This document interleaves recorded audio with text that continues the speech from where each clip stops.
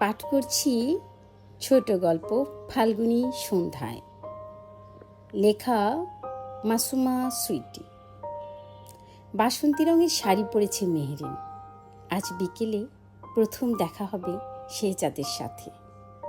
বুকের মাঝে মৃদু কম্পন।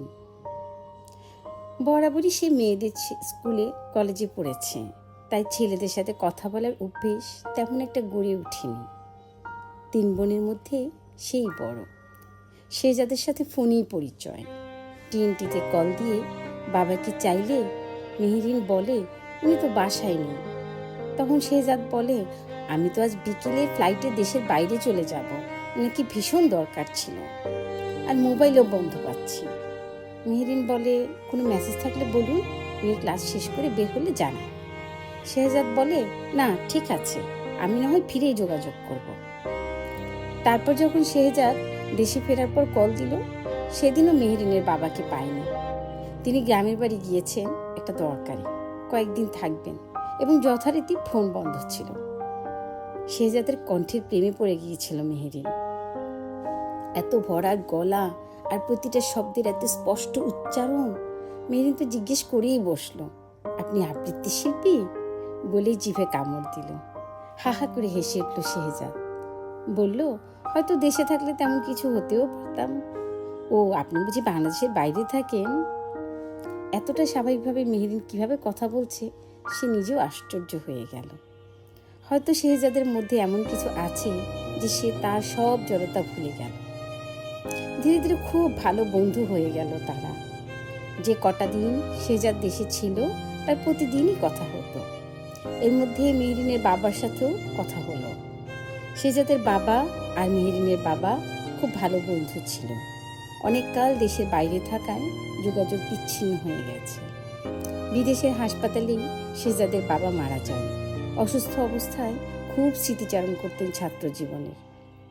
তাই দেশে এসে বাবার কবর দিয়ে বাবার বন্ধুদের নাম্বার জোগাড় করে তাদেরকে বাবার কথা জানানো শেহজাদ কর্তব্য মনে করল।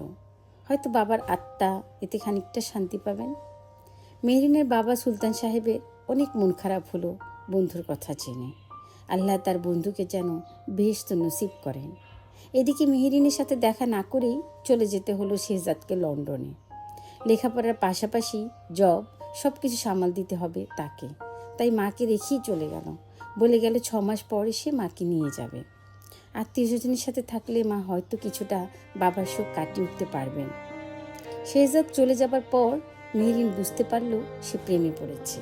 উথাল পাথাল প্রেমে পড়েছে। নির্ঘুম রাতগুলো কাটে শুধুই শেহজাদের কথা মনে করে। কেমন প্রাণখোলা হাসি, কেমন হৃদয় কাড়া কথা, কিছুতেই ভুলতে পারে না সেই সব ফোনালাপ। তারপর যখন লন্ডন থেকে তার ফোন এলো, তখন শুনে শেহজাদও তাকে অনেক মিস করছে। দুজনের অনুভূতিগুলি ভাগাভাগি করার আর কোনো দূরত্বই রইল না। তারপরেও মাসগুলো শুধু হাওয়ায় ভেসে চলা আর প্রতীক্ষা মুখোমুখি হবার। দুজন দুজনকে দেখেনি।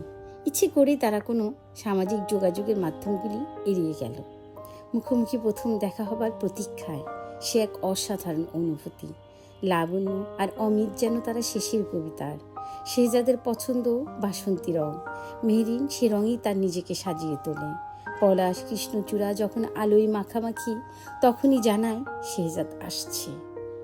সকালে বাংলাদেশে পৌঁছেই ফোনে জানালো আজ বিকেল 4টায় থাকবে পাবলিক লাইব্রেরিতে। দূর দূর বুকে মেহেরিন বের হয়। আচ্ছা, শেহজাদ দেখতে কেমন? পারবে কি সে তার চোখে চোখে হারিয়ে যেতে? কফি কালারের টি শার্ট পরে আসবে বলেছে। ক্যান্টিনের উল্টো দিকে গিয়ে বসে পড়ে সে। আর ভেতরে প্রবেশ করা প্রতিটা মুখ খোঁজে শেহজাদের মুখ ভেবে। কিন্তু অনেকক্ষণ কেটে গেল। কফি কালারের শার্টে কাউকেই সে দেখতে পেল না। ফোনটা বের করে কল দিল, আনরিচেবল আসছে। ভেবে পাচ্ছে না কি করবে। আচ্ছা, সে তো বাসার ঠিকানা জানে। সরাসরি সেখানে চলে যাবে কি? কেউ কিছু মনে করবে না, যেহেতু বাবাদের বন্ধুত্বের কথা জানে সবাই। তাই করলো সে। একটা সিএনজি নিয়ে চলে গেল ঠিকানা অনুযায়ী। থাক না হয় লাবণ্য অমিতের রোমান্টিক দেখা, আজ না হয় বাসায় গিয়ে হই বাস্তবতার মুখোমুখি। কত কথাই না ভেবে চলে মনে মনে। বাসাটা খুঁজে পেতে বেগ পেতে হয়নি। কিন্তু বাসার সামনে এত মানুষ কেন? কারোর কি কিছু হয়েছে নাকি? ভেতরে গিয়ে দেখে খাটিয়ায় লাশ রাখা। এ বাড়িতে বুঝি কেউ মারা গিয়েছে, তাই বুঝি দেখা করতে যেতে পারেনি শেহজাদ। কিন্তু কে মারা গেছে? সালোয়ার কামিজ পরা একটা মেয়ের কাছে এগিয়ে গিয়ে জিজ্ঞেস করলো, কে মারা গিয়েছে? চোখ মুছতে মুছতে বলল, এয়ারপোর্ট থেকে বাসায় আসার পথে গাড়ি অ্যাক্সিডেন্ট করেছে। তার ভাইয়া রিজভি আনতে গিয়েছিল শেহজাদ ভাইয়াকে। রিজভি মারাত্মকভাবে আঘাত পেয়ে হসপিটালে আছে। আর তারই কথার প্রতিধ্বনি করে ওঠে মেহরিন, বলে ওঠে আর? তার নিঃশ্বাস বন্ধ হয়ে যাচ্ছে যেন। ডুকরে কেঁদে ওঠে মেয়েটি, বলে আর শেহজাদ ভাইয়া স্পট ডেড। সমস্ত পৃথিবীটা যেন স্তব্ধ হয়ে গেল মেহরিনের কাছে। সূর্য তখন পশ্চিম আকাশে ঢলে গিয়ে পুরো আকাশ জুড়ে তার লালিমা রেখে গেছে।